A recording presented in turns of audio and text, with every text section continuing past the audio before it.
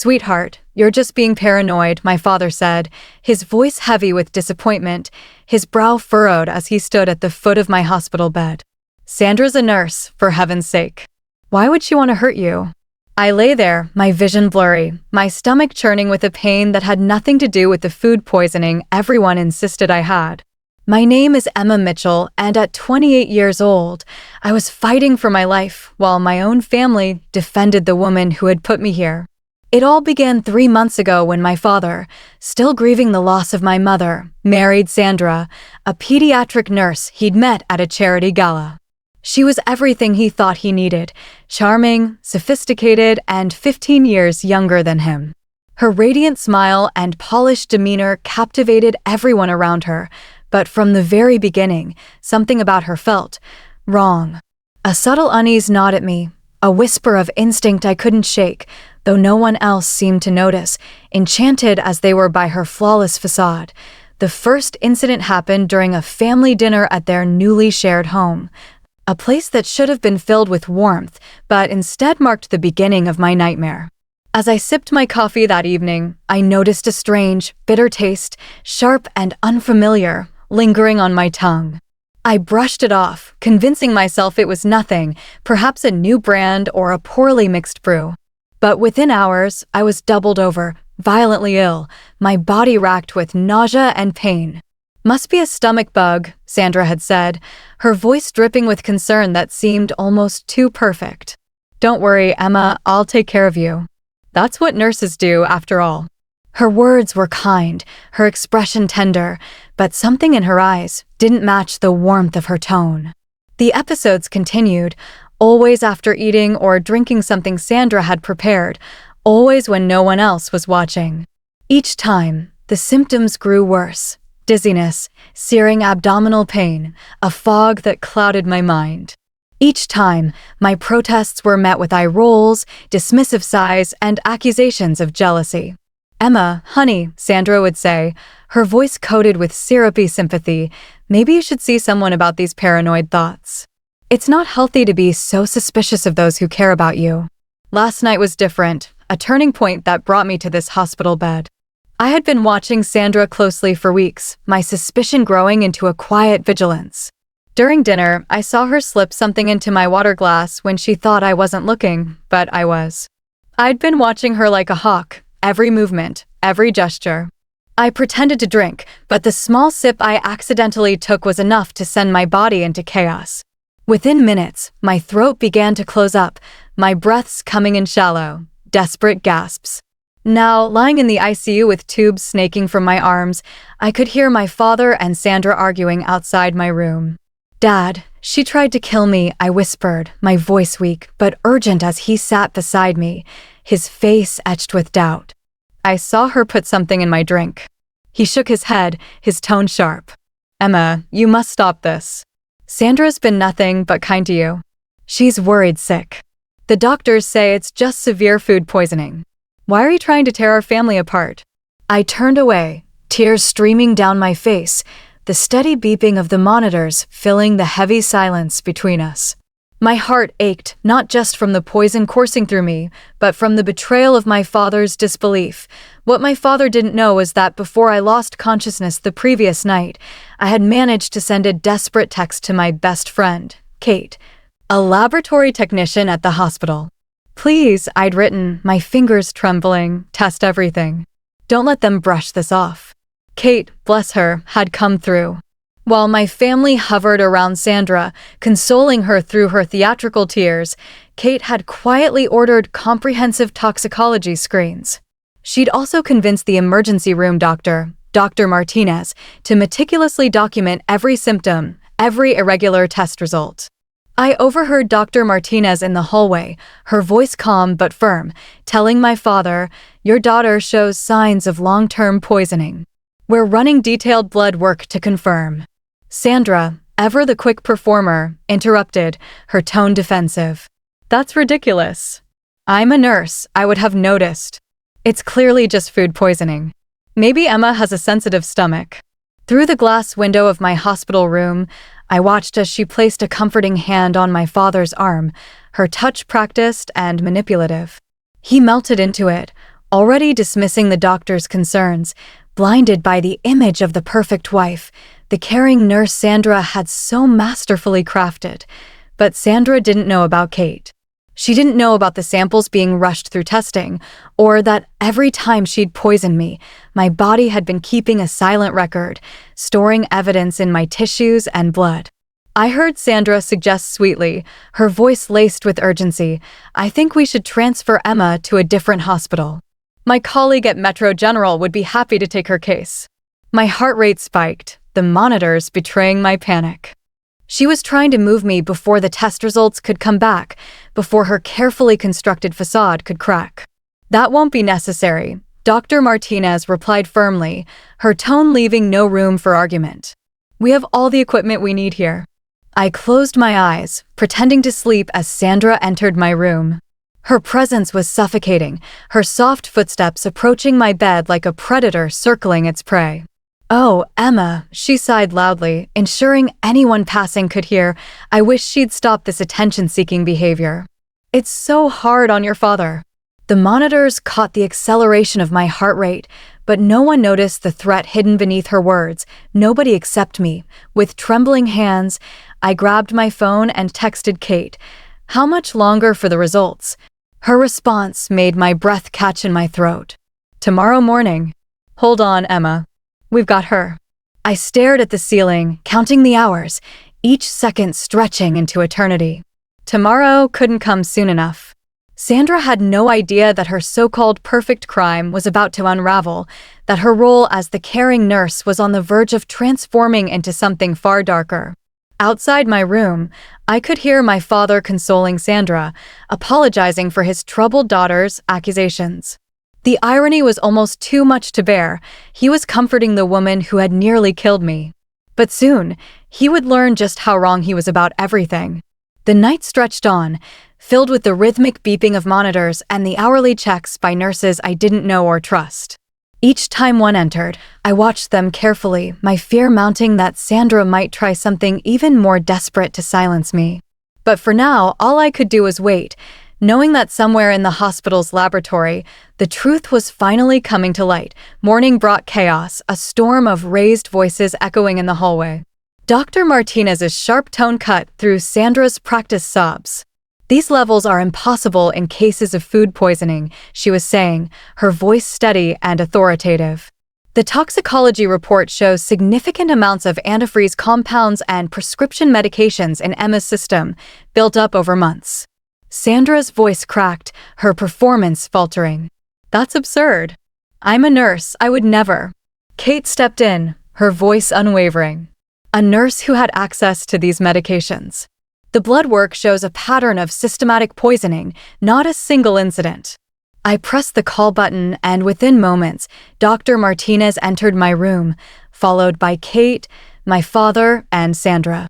The look on my father's face broke my heart, confusion, disbelief, and the first traces of a terrible realization dawning in his eyes. "Emma," Dr. Martinez began, her voice gentle yet firm, "we have your test results." "The toxicology report confirms," Sandra cut in, her tone frantic. "This is ridiculous. She's obviously been doing this to herself to frame me. She's been jealous since day one." My father's face paled, his voice trembling. "Self-poisoning? Emma, would you really?" Kate interjected, her voice cutting through the tension. "The pattern of poisoning corresponds exactly with family dinners and visits to your house. We have documentation of each hospital admission, each mysterious illness. The concentrations in her tissue samples tell a clear story." Sandra's perfect mask began to crack, her composure unraveling under the weight of undeniable evidence. "You can't prove anything," she spat, her voice rising. "I'm a respected medical professional who would believe you." Dr. Martinez's response was calm but devastating. "The police will. They're on their way." The change in Sandra was instant and terrifying, her sympathetic smile twisted into something ugly, her eyes burning with rage. "You ungrateful little brat," she hissed at me, her voice low and venomous. "I tried to do this quietly, give you a dignified exit, but you just wouldn't die." My father stumbled backward, as if her words had physically struck him. "Sandra," What are you saying? He stammered, his voice barely above a whisper. Your precious daughter, she spat, her facade fully gone, stood in the way of everything. Do you know what your will says, David? Everything goes to her, everything. I wouldn't get a single penny. The room fell silent, save for the steady beeping of the monitors. My father's face had gone from pale to ashen, his world crumbling around him. You married me for money? He asked, his voice breaking. Sandra laughed, a horrible, hollow sound that echoed in the sterile room. Of course I did. You think I wanted a man twice my age? But your perfect little Emma had to ruin everything. She just wouldn't get sick and die like she was supposed to. 2 police officers appeared in the doorway, summoned by Kate's silent signal. Sandra's eyes darted around, like a trapped animal searching for escape. Mrs. Mitchell, one officer began, but Sandra cut him off, sneering, That's not my real name. You think David was my first? Rich men with grown daughters are so vulnerable. As the officers moved to arrest her, Sandra lunged toward my stand, her desperation palpable. Kate, quick and fearless from years of kickboxing classes, intercepted her, pinning her until the officers restrained her. Sandra screamed threats and accusations as they led her away, her voice fading down the hallway. My father collapsed into the chair beside my bed, his head in his hands. Emma, I'm so sorry, he sobbed, his voice thick with guilt. I didn't believe you, my own daughter, and I didn't believe you. I reached for his hand, my own anger warring with compassion for his pain. You loved her, Dad, I said softly. She knew exactly how to use that. Kate and Dr. Martinez quietly left us alone, giving us space to process, though I knew they'd return soon with more questions, more tests, and more documentation for the case against Sandra. My father continued, his voice heavy with regret. I should have seen it, the way she always insisted on preparing your drinks, how she volunteered to nurse you when you got sick. I thought she was being kind. I nodded, my throat tight. She was good at her act, Dad. That's how she got away with it before. His head snapped up, confusion in his eyes. Before, I explained what Kate had uncovered. 2 other cases in different states, rich men with daughters who had mysteriously died, Sandra disappearing before anyone could prove anything. My father's face crumpled, the weight of his mistake crushing him. I brought her into our lives, he whispered. I gave her the chance to hurt you. I squeezed his hand, my voice steady despite the pain. Dad, listen to me. She fooled everyone, doctors, nurses, her colleagues. The only reason she didn't succeed was because Kate and Dr. Martinez believed me. Outside, the hospital buzzed with activity as police interviewed staff, collected evidence, and built their case. Sandra's perfect plan had fallen apart, her history of similar crime surfacing as detectives dug deeper. 6 months later, I sat in a courtroom, watching as Sandra stood for sentencing. Gone was the perfectly coiffed nurse who had charmed everyone. In her place stood a bitter, angry woman in an orange jumpsuit, glaring at me with undisguised hatred. The judge's voice was steady and resolute. Based on the evidence presented, including the testimony of medical experts, documented poisoning patterns, and the defendant's history of similar crimes in other states, this court sentences Sandra Mitchell, also known as Sandra Pierce and Sandra Collins, to 25 years in prison without the possibility of parole. The gavel struck and Sandra's mask shattered completely. You think this is over, she screamed as officers led her away. There are others like me, women who know what to do with spoiled little rich girls like you. My father's hand tightened around mine, a silent promise of protection. We had come a long way since that day in the hospital. Therapy, both individual and together, had helped us rebuild our relationship. The guilt he carried was slowly being replaced by a fierce determination to make amends. Kate, sitting on my other side, squeezed my shoulder. Let's get out of here, she said with a grin. I think this calls for a celebration.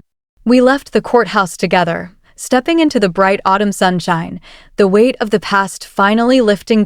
My recovery had been slow but steady, the lasting effects of the poisoning requiring ongoing medical monitoring. But more than that, I was stronger, my spirit unbroken.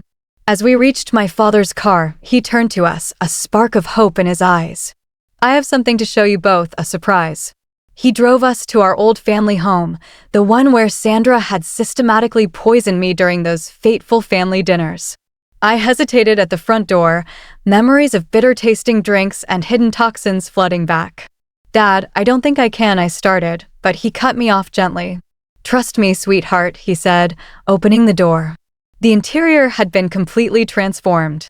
The kitchen, once a place of betrayal, was now a bright, modern space with state-of-the-art appliances. The dining room, where I'd been slowly poisoned, had become a sunny sitting area filled with light and warmth. "I sold the other house," my father explained, his voice soft but resolute. "Too many bad memories. I thought we could make new ones here, in the home you grew up in, if you want." I walked through the rooms, touching familiar walls now painted in warm, welcoming colors. My old bedroom upstairs had been preserved but updated, ready if I ever needed it. Kate, ever practical, noted approvingly, "The security system is top of the line, and I see cameras in the kitchen." My father nodded. "Never again," he said firmly. "No one will ever hurt my daughter in this house again." We ended up in the kitchen, where Kate began examining the new coffee maker with its built-in water filter, a small but meaningful nod to safety. My father pulled out 3 mugs, then hesitated. "Maybe we should stick to bottled water for now," he said uncertainly. I shook my head, stepping forward with newfound confidence. "No, Dad. We can't live in fear forever. That's what Sandra would want." I prepared coffee for all of us, my hands steady as I poured, the simple act a quiet rebellion against the past. We sat at the new kitchen island, the afternoon sun streaming through windows that had once witnessed so much darkness. "I have news, too," I said, pulling out my laptop. "Remember how the investigation found other families Sandra had destroyed?" They nodded, and I opened a document I'd been working on for months. "I started a foundation," I explained, my voice filled with purpose. "The Mitchell Family Foundation for Medical Justice. We're going to help victims of medical abuse and their families recognize the signs, provide legal support, and connect them with trustworthy healthcare providers." My father's eyes filled with tears, pride shining through his pain. "You're amazing, you know that? Taking something so horrible and turning it into help for others." I smiled at him and Kate. I had good examples, people who taught me that the truth always comes out and that healing is possible. Kate raised her coffee mug, her voice warm and triumphant. "To the Mitchell Family Foundation for Medical Justice, and to Emma, the strongest person I know." My father joined in, his voice thick with emotion. "To family, real family who believe and protect each other." I clinked my mug against theirs, completing the toast. "To survival." Later that evening, as we sat in the new living room planning the foundation's first fundraising event, I felt a deep sense of peace settle over me. Sandra had tried to destroy me, to tear apart my family and end my life. Instead, she'd inadvertently made us stronger, closer, and more determined to prevent others from suffering the same fate. My phone buzzed with a text from Dr. Martinez, who had agreed to serve on the Foundation's medical advisory board. "Just reviewed another case," she wrote. "Thanks to your story, we caught it early. She's going to be okay." I showed the message to my father and Kate, a smile spreading across my face. This was how we won, not just by surviving, but by turning our survival into protection for others. Sandra might spend her years in prison plotting revenge, but I would spend mine saving lives and rebuilding trust. The sun set on our first day in the renewed house, casting long shadows that no longer held any threat. We were safe. We were together. And we were healing. Sometimes, the best revenge isn't punishment, but proof that you can't break someone's spirit, no matter how hard you try. The journey ahead would have its challenges, my ongoing recovery, my father's healing, the work of the foundation, but we were ready. With each step, we were reclaiming our lives, our home, and our trust in one another. Sandra's poison had failed to destroy us, and now we were building something unbreakable in its place. As I looked out at the sunset, I knew this was only the beginning. The world needed to hear the story, to learn from it, to know that even in the face of betrayal, resilience and truth could triumph. And I was determined to make sure that story was told. Please feel free to comment below if you liked this. Remember to like and subscribers for more.